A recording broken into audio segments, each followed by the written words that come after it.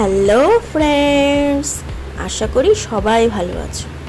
আজ আমি এগুলো কি নিয়ে এসেছি সবাই চিনতে পেরে গেছো। সবার ফেভারিট, কার কার ফেভারিট একটু আমাকে জানিও প্লিজ। আজ আমি ফুচকো বানাচ্ছি। হ্যাঁ, ফুচকোগুলো আমি কিনেই এনেছি, আমাদের পাড়ায় ফুচকো বিক্রি করে, সেখান থেকে আমি কিনে এনেছি। আর এই জল আর আলু সেদ্ধটা আমি বাড়িতেই রেডি করেছি। আমি জলটা কী কী দিয়ে রেডি করছি সেটাই জানাচ্ছি। আমি একটু তেঁতুল গোলা জল নিয়ে নিয়েছি, তাতে একটু শুকনো লঙ্কার গুঁড়ো, ভাজা জিরের গুঁড়ো, সাদা লবণ, বিট লবণ, একটু কাঁচা লঙ্কা কুচি, একটু ধনেপাতা কুচি দিয়ে আমি জলটা রেডি করেছি।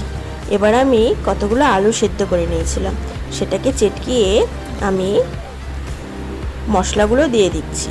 বিট লবণ, সাদা লবণ, ভাজা জিরের গুঁড়ো, ভাজা শুকনো লঙ্কার গুঁড়ো, কাঁচা লঙ্কা কুচি, ধনেপাতা কুচি, একটু জল, টক জল যেটা আমি রেডি করে নিয়েছি সেটা, আর একটু দিয়েছি আমি ছোলা আর মট সেদ্ধ করে রেখেছিলাম, হালকা করে সেদ্ধ করেছিলাম সেটা।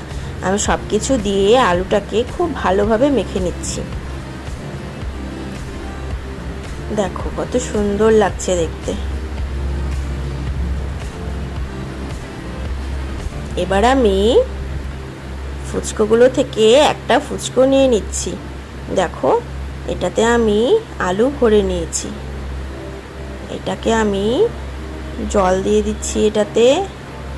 এবার আমি খেয়ে দেখব এটা কেমন লাগছে। চমৎকার।